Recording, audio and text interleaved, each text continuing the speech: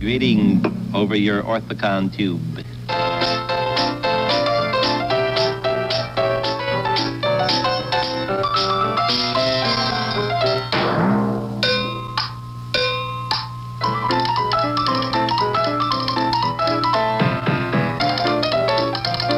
This is Jack Lemmon.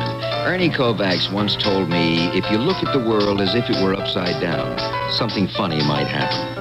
But when he did, it did happen. Along with his illogical and unpredictable view of the world, he pushed the medium of television to its visual limits, and he created a batch of madcap characters. The program you're about to see was originally shown in January of 1962, shortly after his death. It was Ernie's last regularly scheduled broadcast. The program ends with one of television's most infamous musical groups, the Nairobi Trio.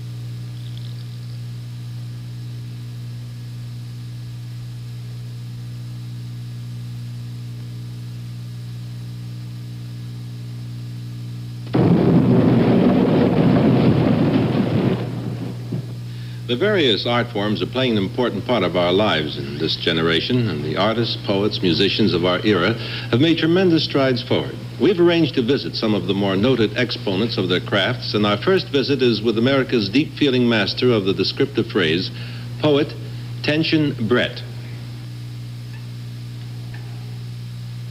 Here in Mr. Brett's suburban apartment is the birthplace of some of America's most beautiful poetry. Mr. Brett? Yes. I see you are rather deep in thought. Is it possibly on your current project? Yes, an epic poem of esoteric meter. What do you call it? My epic poem? Yes. Dearth. Dearth? Dearth. May I read it for you? Please do. Dearth. Dearth the lack. O sheaves of wheat by wind, west wind, who sow what withal shall, and yet those who can or will not. There's a great deal of truth in that, Mr. Brett. Verdad, 11 years of work, but not to unavail. 11 years is a great dedication to a work. The title took 5 years alone. Do you have any other works we might discuss? I do have a somewhat humorous piece, if I'm making no imposition. Oh, not at all. That's why we're here. Well, what do you call this funny one? A boss. A boss, and yet it was tintinnabulation. Wild of drum and leather thong, O ye welcome, welcome ye, canst fly. Thy cobbler to hail and hammer, hail, nail. 21, 21, oh, to vote again. So leapt my heart. That's a real rib tickler, Mr. Brett. How do you compare this with Dearth? Oh, not at all. Dearth is rooty, deep in root. A boss is a fillip of fancy, a flight, a poet's holiday kind of thing. Well, it's been delightful visiting. We'll be looking forward to the publication of Dearth. Verdad. Our next visit is with America's famed painter, Mother Rustic. Mother Rustic, I see you're hard at work in your kitchen. Land sakes, I didn't expect to see you so soon. Yeah, the men folk will be in from the fields in a half hour or so, and they'll be mighty hungry. Boy, that plowing, sowing, and reaping sure works up appetites. I just milked 40 black Anguses myself. Sure beats squeezing a tennis ball for building a grip. I can crack walnuts with my cuticles. Name your finger. Well, I'm sure you can, Mother Rustic. You ought to drop in during the pig killing.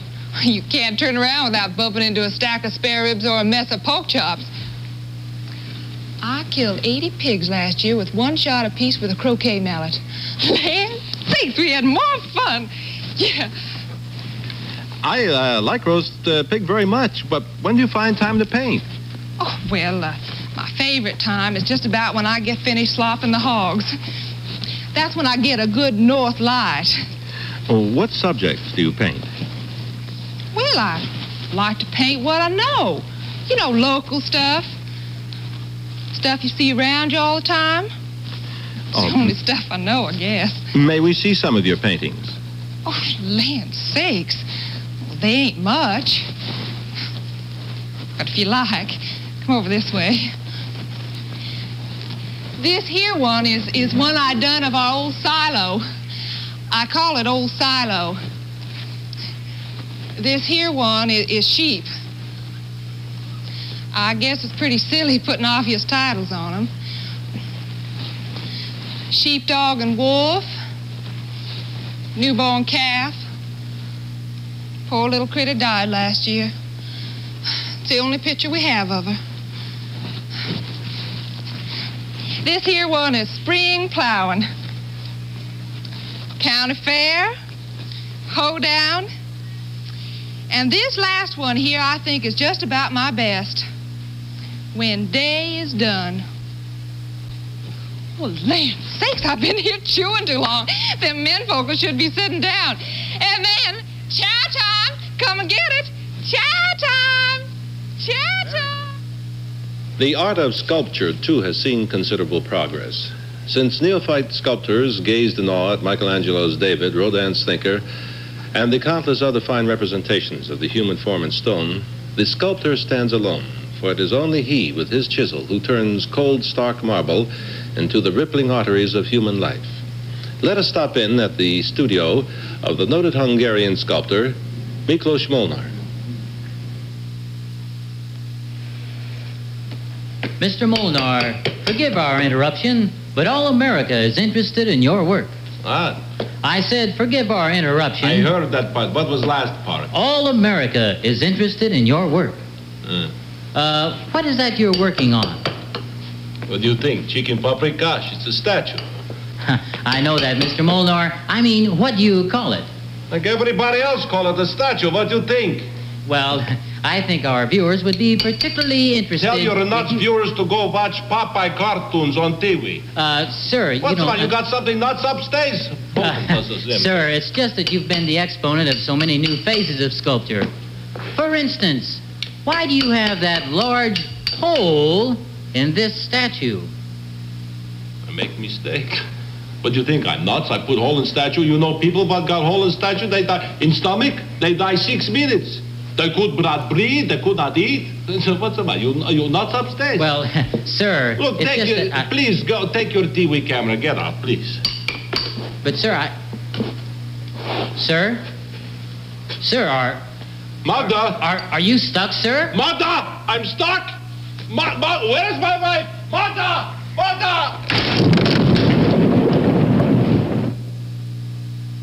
Let us not, in this coverage of the contemporary artisan, overlook the men behind the scenes, the guards at the Museum of Art, the restorers of old paintings, the maintenance men of mammoth works of sculpture.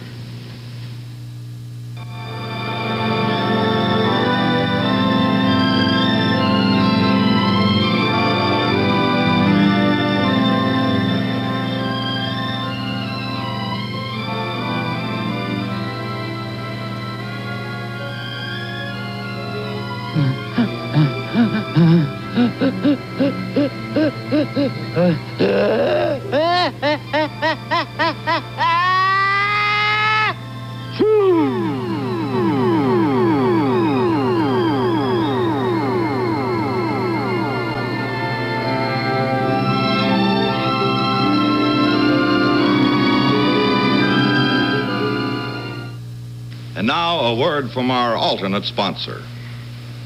Try a box today.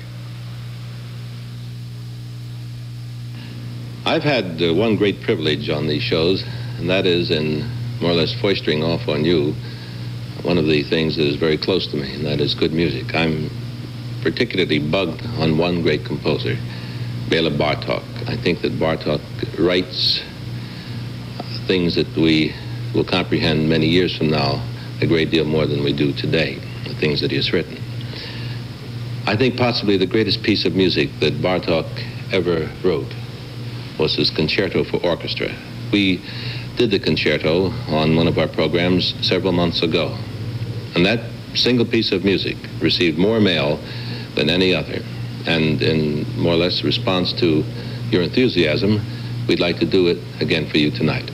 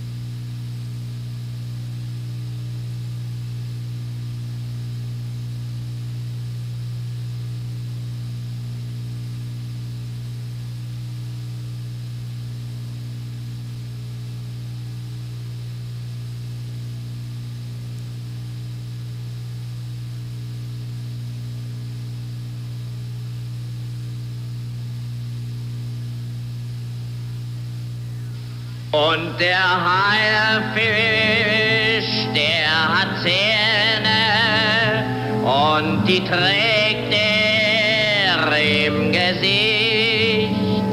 Und McKees, der hat ein Messer, das Messer sieht man nicht. Und McKees, der hat ein Messer, doch das Messer sieht man nicht. Und die minderjährige Witwe, deren Namen jeder weiß, wachse auf und war geschändet. Mackie, welches war ein Preis? Wachse auf und war geschändet. Mackie, welches war dein Paradies?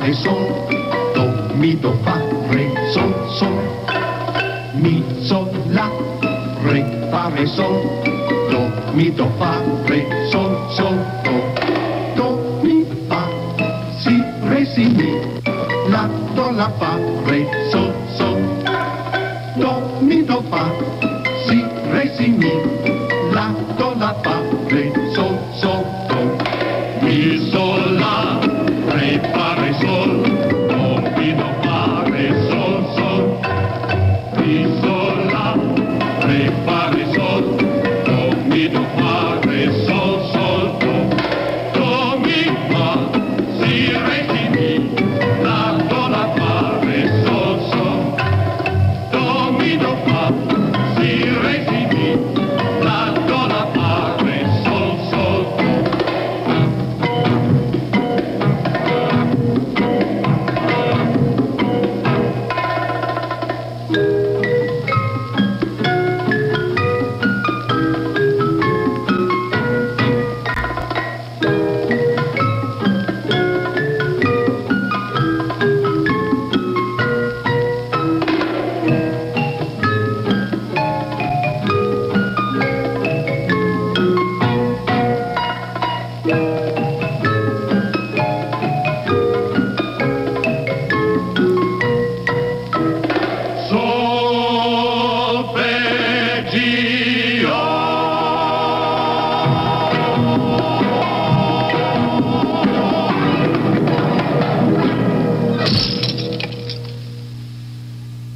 Electrical oscillator on. Watch your language. Contact. Contact!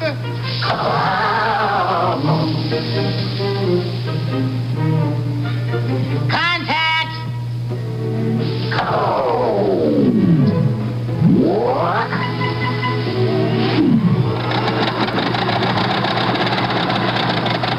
Next week in this time period, running from 8:30 to 10 o'clock, a documentary showcase special, The 81st Blow, chronicling the Nazi persecution of the Jews. Major funding for this program is provided by public television stations.